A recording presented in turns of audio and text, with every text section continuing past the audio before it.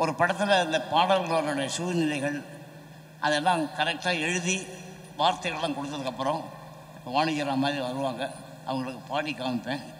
அவங்களுக்கு பாடி காமிக்கும் போது அவங்க குரலில் என்ன வந்தால் நல்லா இருக்குமோ அது ஓரளவுக்கு நான் புரிஞ்சுக்கிட்டு செய்யக்கூடிய ஒரு ஒரு ஒரு சின்ன ஒரு வரம் கொடுத்துருக்காரு கடவுள். அதை முயற்சி பண்ணி சொல்லிக் கொடுப்பேன்.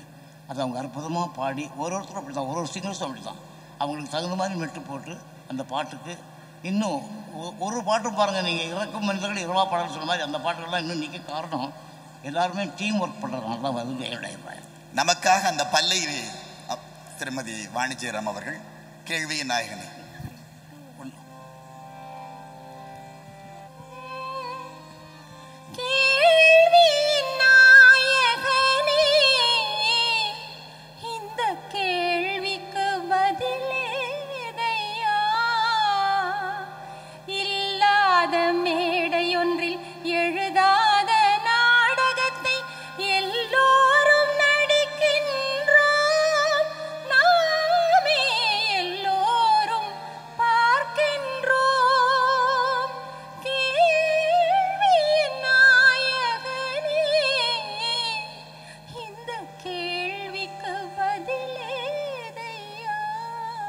திருமதி வாணி அவரிடம் ஒரு கேள்வி.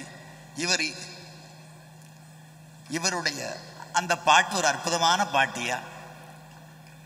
அவருடைய இசையமைப்பில் நீங்கள் இசைக்கூடத்திற்கு சென்று பல பாடல்கள் உங்களுக்கு பிரமிப்பை ஊட்டியிருக்கும். ரொம்ப சவால் மிக்க, கொஞ்சம் சிக்கலாக, கொஞ்சம் அதை பத்தி கொஞ்சம்.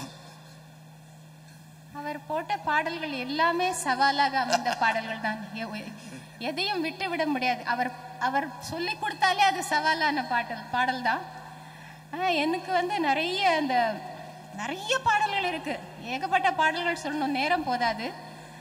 எனக்கு மனதை ரொம்ப ரொம்ப ஒரு பல்லவி, பத்தினி பெண் ஒரு படத்துல ரொம்ப ட்ரிக்கின்னு சொல்லணும். அந்த பல்லவியே ஆதார சுருத்தி எங்கேன்னு அப்புறம்தான் தெரியும். அந்த மாதிரி ஒன்று போட்டுப்பார்.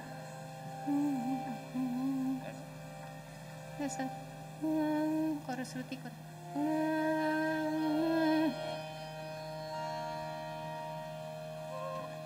லா லா லா லா லா லா லா லா லா லா லா லா லா லா லா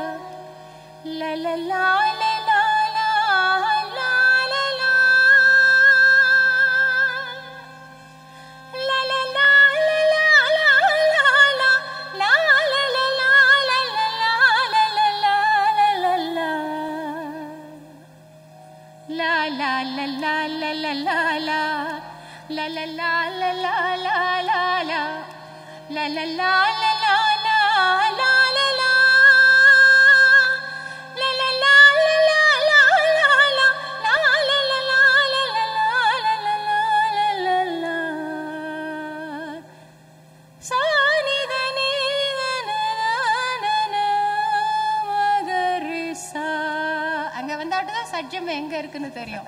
அதே மாதிரி ஒரு எம்ஜிஆர் சார் படம்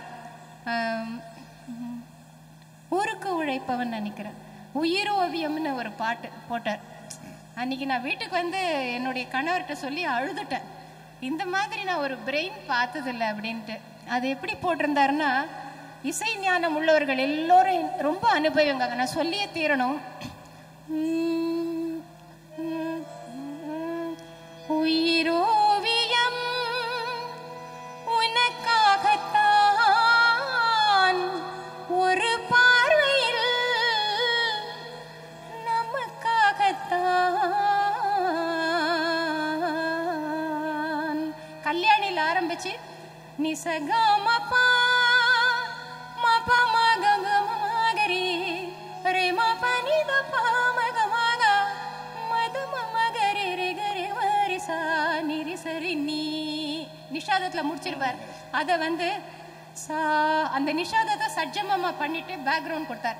சா சக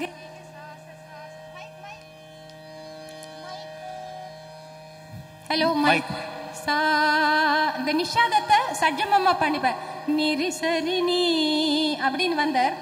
சா சகரிக சா ச சா ச சா ச சா ச சரிகம பா ப பா ப பா ப ப பனிதனி பா ப பா ப பா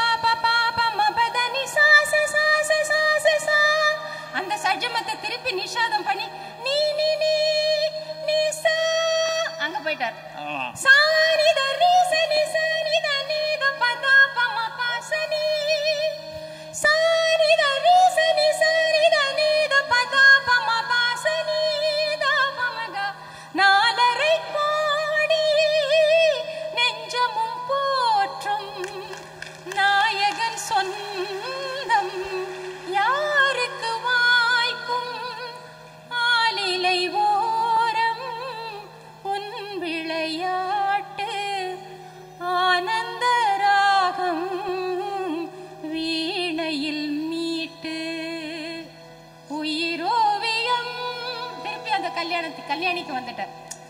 அந்த இன்டர்லூட் அவர் போய் திருப்பி அந்த ஆதார சுருத்தி பிடிச்சி கல்யாணிக்கு ராகத்துக்கு வந்ததை பார்த்துட்டு அன்னைக்கு ஆர்கெஸ்ட்ரா நாங்கெல்லாம் அப்படி பிரமிச்சு போயிட்டோம். இப்படி கூட ஒருத்தரால போட முடியுமா, அது என்ன பிரெயின் அப்படின்னு சொல்லிட்டு. உங்ககிட்ட இன்னொரு கேள்வி கேட்கணும். சொல்லுங்க. மெல்லிசைமன் அவர்கள் இவ்வளவு அமைதியா இருக்காருன்னு நினைச்சிடாதீங்க. இதை நான் உங்ககிட்ட நீங்க பகிர்ந்து கொள்ள வேண்டும். நான் ஒரு முறை அவருடைய பாடல் பதிவுக்கு சென்றிருந்தேன். ஒரு சிங்கம் கர்ஜிப்பதை போல எல்லாம் மிரள்கிறார்கள், இவர் தாவி குதிக்கிறார். அந்த அனுபவங்கள் கொஞ்சம் சொல்லுங்க, எப்படிப்பட்டவர் இவர்? இல்ல, நாளைக்கு சாரோட ரெக்கார்டிங்னா எங்களுக்கெல்லாம் இன்னைக்கே ஜுரம் வந்துடும்.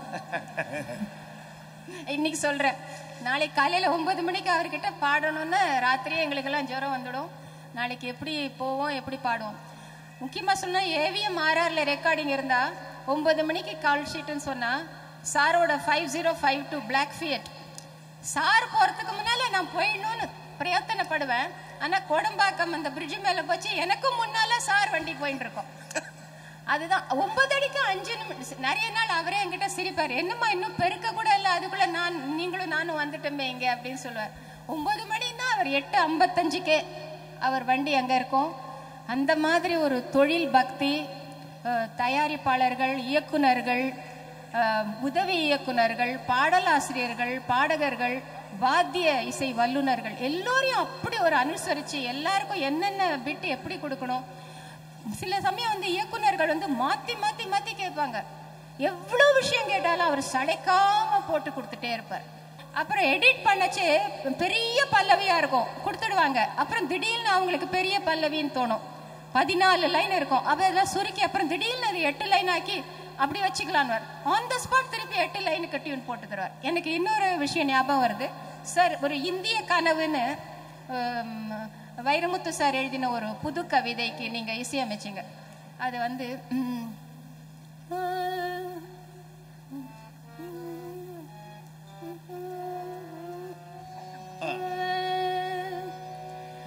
என் பெயரே எனக்கு மறந்து போன இந்த வனாந்தரத்தில் என்னை பெயர் சொல்லி அழைத்தது யார்? நீயா நீயா என்னை ஒரு மின்னல் என்னை ஒரு நினைத்திருந்தாய். நீ எப்படி அதில் நிரந்தரப்பாய் முடைந்தாய்? என்னை ஒரு மின்னல் கேற்று என நினைத்திருந்தாய்.